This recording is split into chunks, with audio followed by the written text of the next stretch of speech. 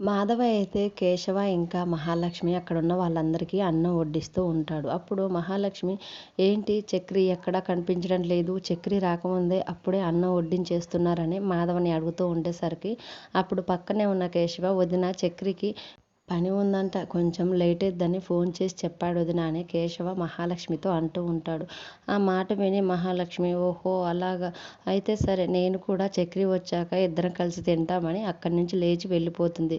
అలా మహాలక్ష్మి లేచి వెళ్ళిపోవటం చూసి అక్కడున్న మాధవ కేశవ ఇద్దరు కూడా ఒక్కసారిగా షాక్ అయ్యి అలాగే మహాలక్ష్మి వైపు చూస్తూ ఉంటారు. మహాలక్ష్మి మాత్రం చక్రి కోసం ఇంటి బయట అటు ఇటు తిరుగుతూ ఉంటుంది. కొంతసేపట్లో చక్రి తన కారు వేసుకొని ఇంటి ముందుకు వస్తూ ఉంటాడు.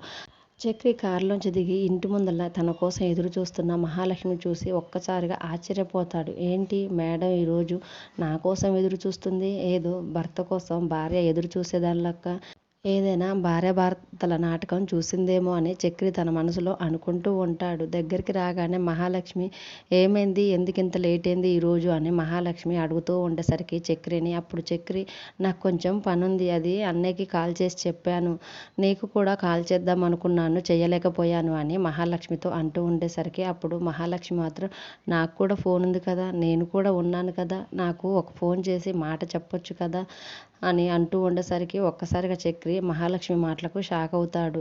మహాలక్ష్మి అలా అడుగుతుండేసరికి చక్రి ఏం మాట్లాడకుండా మౌనంగా ఉండిపోతాడు. తర్వాత మాత్రం మహాలక్ష్మి, సరే పద, ఇప్పటికే లేట్ అయిపోయింది, ఇద్దరం కలిసి భోంచేద్దాందా అని చెప్పి అక్కడి నుంచి ఇంట్లోకి వెళ్తుంది. చక్రి కూడా సరే వస్తున్నా పద అనే లోపల అక్కడికి కేశవ్ కూడా వస్తాడు. ఏంటన్నయ్య వదినలో ఇంత మార్పు వచ్చింది, ఎన్నడలేంది నీ కోసం ఎదురు చూస్తుంది, నువ్వు వచ్చినాకనే ఇద్దరం కలిసి తిందామని అంటుంది ఏంటన్నయ్య అని చక్రిని అడుగుతూ ఉండేసరికి అప్పుడు చక్రి కూడా, నాకు కూడా అదే అనిపిస్తుందిరా, మహాలో ఏదో మార్పు కనిపిస్తుంది, కొంపదీసి నన్ను ప్రేమిస్తుందో ఏమో, మహాలో వచ్చిన ఈ మార్పు నా మీద ప్రేమై ఉంటుందంటవారా అని చక్రి వాళ్ళ తమ్ముడు కేశవ్ అని అంటూ ఉంటాడు.